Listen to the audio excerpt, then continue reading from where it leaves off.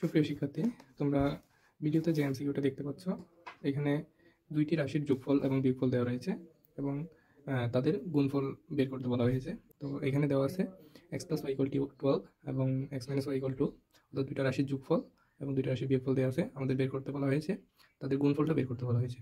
তো আসলে এখানে এদের এক্স এবং ওয়াই এর যে গুণফলটা, মানে এক্স ওয়াই এর মান কত, এটা বের করতে গেলে আমাদের সর্বপ্রথম যে জিনিসটা লাগবে সেটা হচ্ছে এক্স ওয়াই এর মানগুলো আমাদেরকে বের করে নিতে হবে।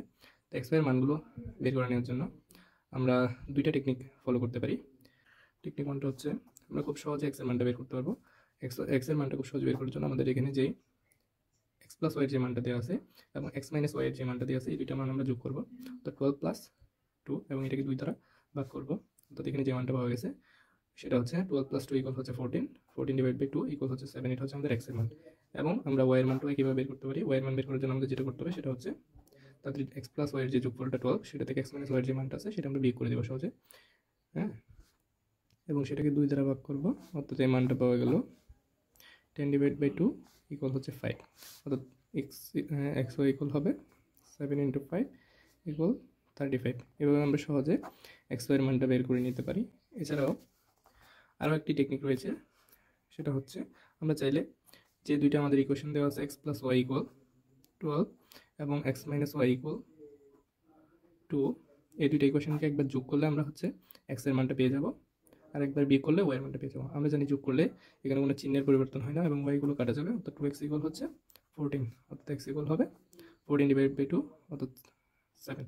একইভাবে আমরা হচ্ছে একবার যদি এগুলো বিয়োগ করি তাহলে আমাদের সহজে ওয়াই এর মানটা চলে আসবে। সেটা হচ্ছে x minus x plus y equal 12 এবং এক্স মাইনাস ওয়াই ইকুয়াল 2। আমরা জানি বিয়োগের ক্ষেত্রে আমাদের চিহ্নগুলো পাল্টে যাবে, অর্থাৎ এখানে চিহ্নগুলো প্লাস হয়ে যাবে, অর্থাৎ আমাদের এক্স চলে যাবে, 2y থাকবে আমাদের, 2y ইকুয়াল হবে 10, অর্থাৎ y ইকুয়াল আমাদের আসবে 10 ডিভাইড বাই 2, অর্থাৎ দুটো দিকে যদি আমি 2 দ্বারা ভাগ করে দিই y ইকুয়াল আসবে 5। তো এইভাবে চাইলে আমরা x y এর মানটা সহজে বের করে 7 ইন্টু 5 ইকুয়াল 35। তো এটা হচ্ছে আমাদের দ্বিতীয় টেকনিক। এবং আমরা চাইলে যদি আমাদের এবির সূত্রটা জানা থাকে, এবির সূত্রটা যদি আমাদের জানা থাকে, এই এবির সূত্র ব্যবহার করে আমরা সহজে গুণফলটা বের করে নিতে পারবো।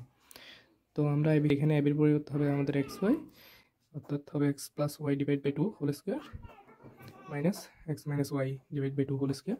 অর্থাৎ এখানে আমাদের এক্স প্লাস ওয়াই এর মান দেওয়া আছে, আমাদের এক্স প্লাস ওয়াই এর মান দেওয়া আছে divide by 2 whole square minus আমাদের 2 ডিভাইড বাই 2 হোল স্কোয়ার। অর্থাৎ 2 দিয়ে 12কে যদি আমরা ভাগ করি তাহলে পাবো 6, অর্থাৎ 6 স্কোয়ার, আর এখানে ভাগ করলে পাওয়া যাবে 1, অর্থাৎ 1 স্কোয়ার, অর্থাৎ 36 মাইনাস 1 ইকুয়াল 35।